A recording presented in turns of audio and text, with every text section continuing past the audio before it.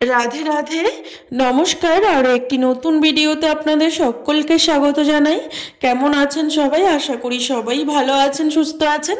আর রাধারানীর কৃপায় আমরাও খুব ভালো আছি। তো আজ রবিবার, এখন বাজে দুপুর 1টার মতো। তো আজকে আমি অনেকটা দেরিতেই ব্লগটা শুরু করেছি। তো আমাদের পাল কলোনিতে একটা বড় আশ্রম আছে। তো এর আগেও আমি এই আশ্রমের কথা তোমাদেরকে বলেছি যে এই আশ্রমে মানে 365 দিনই মানে সারা বছর এখানে প্রসাদ পাওয়ার ব্যবস্থা আছে, থাকার ব্যবস্থা আছে। তোমরা যদি বৃন্দাবন ধামে দর্শন করতে আসো, এখানেও তোমরা এই আশ্রমেও থাকতে পারবে। সব কিছু এখানে ফ্রিতে। এবার তোমাদের যদি মন থেকে চাই কিছু দান দক্ষিণা দেবে, সেটা পরের কথা।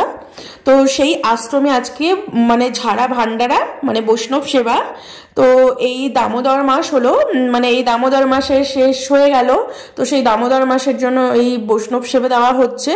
মানে অনেক বড় ভান্ডারা, মানে একদম পুরো ঝাড়া ভান্ডারা। তো এখানে ঝাড়া ভান্ডারা মানে মানে যেই আসুক না কেন সেই এখানে প্রসাদ পেতে পারবে। সে তো সেই ভান্ডারাকে ঝাড়া ভান্ডারা বলা হয় এখানে। তো সেই ভান্ডারা আজকে তো অনেক সুন্দর ব্যবস্থা করা হয়েছে, কত রকম কিছু প্রসাদ রান্না করা হয়েছে। তো আমাদের একদম বাড়ির পিছনেই এই আশ্রমটা। তো এই দামোদর মাসে এই আশ্রমে প্রতিদিন 5,000 ভক্তের প্রসাদ রান্না হতো। তো এত বড় আশ্রম, তবু এখানে থাকার জায়গা হতো না বলে এই আশ্রমে যত ভক্তবৃন্দ আসা হয়েছিল সবার জন্য রাধিকা ধাম বলে একটা গেস্ট হাউস আছে, সেটাও ভাড়া করা হতো। মানে এত ভক্তবৃন্দ সমাগম হয় এই আশ্রমে। তো যাই হোক, তো সেই এই আশ্রমে বৈষ্ণব সেবা, তো বৈষ্ণবরা প্রসাদ পেতে বসেছে। তো আমি আর যাইনি, তো আমার হাজব্যান্ড ও প্রসাদ পেতে গিয়েছিল এখানে। তো ও গিয়ে ভিডিওটা করে নিয়ে এসেছিল, তাই আমি ভাবলাম যে তোমাদের সাথে একবার শেয়ার করে নেই। তো বৈষ্ণব সেবা শুরু হয়ে গেছে। তো বৈষ্ণবদের দাওয়াত হওয়া শুরু হয়ে গেছে। তো অনেক রকম কিছু রান্না হয়েছে। সাদা অন্ন রান্না হয়েছে, পুষ্পান্ন রান্না হয়েছে, আলু করলা ভাজা, বেগুনি, ডাল, পনির রসা, ক্ষীর, চাটনি, মিষ্টি, প্রচুর রান্না হয়েছে। তো সব বৈষ্ণব একবারে প্রসাদ পেতে বসে গেছে। তো আমাদের রাধাকুণ্ডে বৈষ্ণব সেবা হলে না একটা নিয়ম আছে। তো যারা ত্যাগী বাবাজি, যারা মানে সন্ন্যাসী হয়ে যায়, যারা বাবাজির বেশ নিয়ে নেয়, তো সেই বাবাজিদের আগে প্রসাদ পাওয়ানো হয়।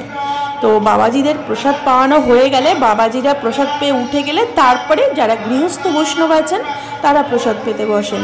বাবাজিরা কিন্তু গৃহস্থের সাথে একসাথে প্রসাদ পেতে বসেন না। তো একটা বৈষ্ণব সমাজ আছে এখানে। তো বৈষ্ণব সমাজে অনেক রুলস আছে, তো সেই মেনেই এখানে যত ভান্ডারা হয় সেইভাবেই হয়। তো এই বৈষ্ণবদের প্রসাদ দেওয়া হচ্ছে। তো সবাই কিন্তু এখনো প্রসাদ পাওয়া শুরু করেনি। আমাদের জড়জগতে কি হয়, সবাই খেতে বসলে সব মানে সব বড়রা যে বৈষ্ণব আগে প্রসাদ পেতে বসবে, সে বৈষ্ণব প্রসাদ পাবেন মানে ধ্বনি দেবেন, তারপরে প্রসাদ পাওয়া শুরু করবেন। তো আমাদের জড়জগতে এই নিয়ম নেই, কিন্তু আমাদের বৈষ্ণব সমাজে, রাধাকুণ্ডে একটা বৈষ্ণব সমাজ আছে, সেই বৈষ্ণব সমাজেরও কিছু নিয়ম আছে বৈষ্ণব সেবা দেওয়ার। তো এই যে আমাদের বৈষ্ণব সমাজের একজন সর্দার থাকেন, তো তিনি এই সর্দার প্রথমে ধ্বনি দেবেন, সবার জয়ধ্বনি দেবেন, রাধারানীর জয়ধ্বনি দেবেন, বৃন্দাবন ধামের জয়ধ্বনি, প্রচুর জয়ধ্বনি দেবেন প্রসাদ পাওয়ার আগে। তারপরে জয়ধ্বনি শেষ হলে তবে বৈষ্ণবরা প্রসাদ পাওয়া শুরু করবে। তো দেখো জয়ধ্বনি শেষ হলো, এখন সব হাততালি দিয়ে মানে হাত উঁচু করে ধ্বনি দিয়ে এখন সব প্রসাদ পাওয়া শুরু করবে। তো খুব সুন্দর নিয়ম। আর বৈষ্ণবরা আগে প্রসাদ পাবেন, তারপরে গৃহস্থ বৈষ্ণব প্রসাদ পাবেন, তারপরে হয় যারা মাতাজি লোক আছেন মানে মেয়ে মানুষ আছেন তারা প্রসাদ পাবেন। মেয়েরা সবার লাস্টে প্রসাদ পাবেন, এটা বৈষ্ণব সমাজের নিয়ম। তো দেখো সব প্রসাদ দেওয়া হচ্ছে। তো বৈষ্ণবরা প্রসাদ পেয়ে গেলে তারপরে যারা গৃহস্থ ভক্ত আছেন তারা প্রসাদ পেতে বসবেন। তো প্রচুর রান্না হয়েছে। আর এই আশ্রমের যে রান্নাবাড়ি সেটাও খুব সুন্দর। তো আমরাও আসি এই আশ্রমে প্রসাদ পেতে। এখানে 365 দিনই সারা বছরই এইভাবে বৈষ্ণব সেবা হয়, শুধু আজকে বলে কথা না। তো যাই হোক, প্রসাদ পেয়ে ও চলে এসেছে বাড়িতে। আর আমি তো যেতে পারিনি, আমার জন্য প্রসাদ নিয়ে এসেছিল, আমি বাড়িতেই প্রসাদ পেয়ে নিয়েছি। তো আমি আর যাইনি আজকে।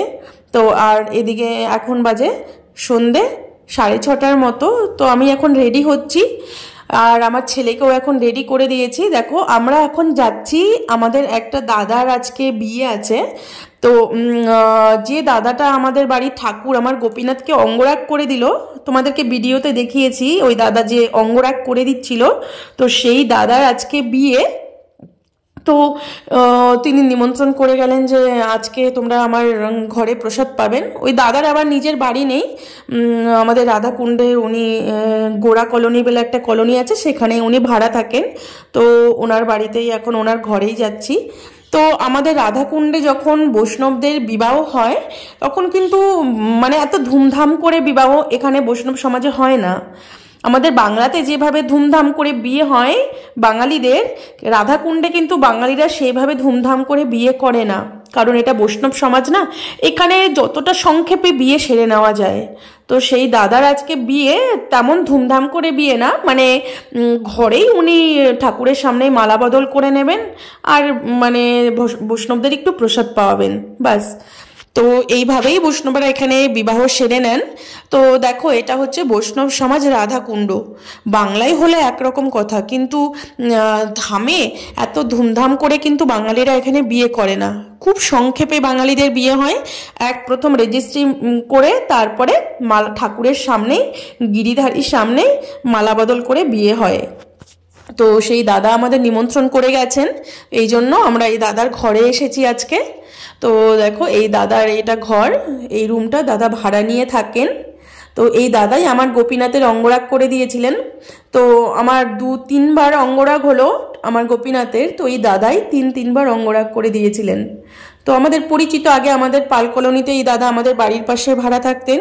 তো ওখান থেকে ঘর ছেড়ে এখানে গোড়া কলোনিতে চলে এসেছে। বড় ঘর, এখানে একটা ঘর ভাড়া হচ্ছে 5,000 টাকা। এখানে রেগুলার মানে সারা বছরই ঘর ভাড়া পাওয়া যায়।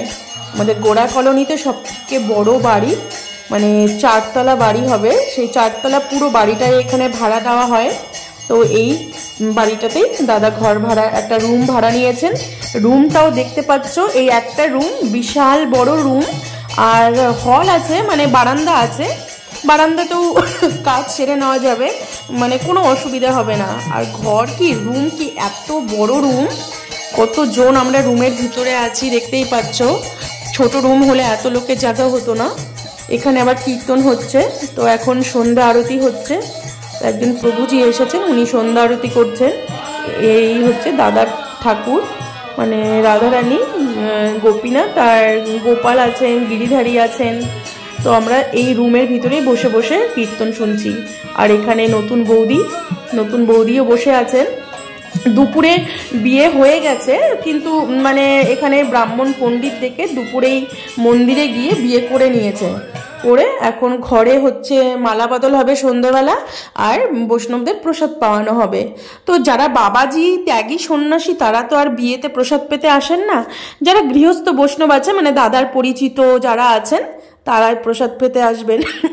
তো আমরা ওখানে সন্ধ্যা আরতি দর্শন করে, ওখানে কীর্তনে দর্শন করে এই পাশের ঘরে এসে বসে আছি। এখানে আমার 2-3টে বোন আছে, ওদের সাথে একটু ফটো তুলছিলাম, খুব আনন্দও হয়েছিল আজকে। তো এই দেখো কত বড় বড় রুম এই বাড়িতে ভাড়া পাওয়া যায়, একটা রুমের ভাড়া 5,000 টাকা করে নেয়। দেখতেই পাচ্ছ কতটা বড় রুম, এটা পুরো হল রুম, মানে একটা রুমে কমসে কম 30 থেকে 40 জন ভাড়া নেওয়া যাবে, মানে 40 জন থাকতে পারবে, এত বড় রুম। তো যাই হোক আমরা সবাই মিলে ফটো তুলছিলাম, খুব আনন্দ করেছি আজকে। তো এবার প্রসাদ পেতে বসবো, 9টা 9:30 মতো বেজে গেছে। তো দেখো ভোগ লাগানো হয়ে গেছে, অনেক কিছু রান্না করেছিল আজকে, পটল পোস্ত, তারপরে চানা পনির, শাহী পনির, ডাল, ক্ষীর, চাটনি, ফ্রাইড রাইস, সাদা অন্ন, অনেক রকম কিছু রান্না হয়েছিল। তো এখন আমরা প্রসাদ পেতে বসবো। আর এই হচ্ছে দাদার গোপীনাথ, রাধারানী আর গিরিধারী আর গোপাল, কত সুন্দর দেখতে এই ঠাকুরজি। তো আজকে আমি প্রথম এই দাদার ঠাকুর দেখতে এলাম। আমি এই দাদার সাথে পরিচয় অনেক দিন থেকে, কিন্তু দাদার ঠাকুর আমি এতদিনেও দর্শন করিনি। আজকে এই দাদার রুমে এলাম বলে ঠাকুর দর্শন করতে পারলাম। তো দেখো এখন মালা বদল হচ্ছে। তো আর দুপুরে এমনি ব্রাহ্মণ পণ্ডিতের মন্দিরে গিয়ে সিঁদুর পরিয়ে নিয়েছে, আর এমনি আমাদের ভক্তদের সামনে এমনি মালা বদল করছেন ঠাকুরের সামনে। তো এই বৌদি হচ্ছেন কুচবিহারের, আর এই দাদা এখানেই থাকেন। আসলে এই দাদা হচ্ছে হুগলির। তো দাদা অনেক বছর থেকে এখানেই বাস করেন, মাঝে মাঝে বাংলায় যাওয়া আসা করেন। তো ইনি অঙ্গরাগ করেন ঠাকুরের, মানে এই রাধাকুণ্ডের যত ঠাকুর আছে যে যে এনাকে ডাকবেন তারটা ঠাকুর অঙ্গরাগ করে দেয়। খুব সুন্দর অঙ্গরাগ করেন ইনি। আর ইনি ভাগবত অধ্যয়নও করছেন, ইনি ভাগবত নিয়ে পড়াশোনা করেন, উনি ভাগবত পাঠক হবেন বলে। তো যাই হোক, তো এখন আমরা মালা বদল দর্শন করছি, করে তারপরে প্রসাদ পাবো আমরা। তো এই বৌদির বাড়ি হচ্ছে কুচবিহারে। তো মানে কুচবিহারে বাড়ি, তো এখানে 2-3 দিন আগেই চলে এসেছে, কারণ এত দূর থেকে সেই কুচবিহারে গিয়ে বিয়ে করা তো আর সম্ভব নয়, এই জন্য আগেই চলে এসেছে। তারপরে আজকেই বিয়ে হচ্ছে। বিয়ে বলতে কি, বৈষ্ণবরা তো সংক্ষিপ্তভাবে বিয়ে করে, এত ধুমধাম ঘটা করে বিয়ে হয় না এখানে। মানে রেজিস্ট্রি করে এইভাবে ঠাকুরের সামনে মালা বদল করে নেওয়া হয় বাস।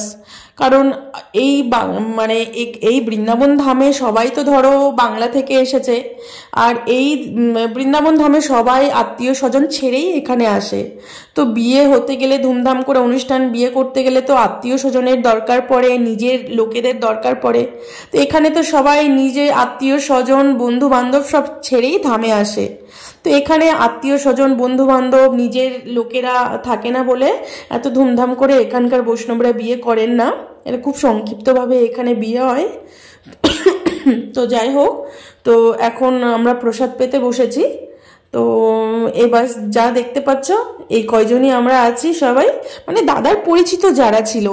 এখানে তো পরদেশে আমরা থাকি, ধরো ধামে থাকি, এখানে তো নিজের আত্মীয় স্বজন বন্ধু বান্ধব নেই বললেই চলে। তবুও এই ধামে যারা পরিচিত আছেন তাদেরকে নিয়েই অনুষ্ঠান করা হয়, আর বৈষ্ণবদেরকে নিয়ে অনুষ্ঠান করা হয়। তো বিয়ে বাড়িতে বৈষ্ণবরা প্রসাদ পাবেন না, যদিও সেরকম বিয়ে না, তবুও বিয়ে একটা মানে অনুষ্ঠান, যাই হোক এই জন্য বৈষ্ণবরা মানে যারা ত্যাগী বাবাজি বৈষ্ণব তারা প্রসাদ পাবেন না। তো যারা গৃহস্থ বৈষ্ণব আছেন দাদার পরিচিত যারা, তাদেরকে নিমন্ত্রণ করেছেন।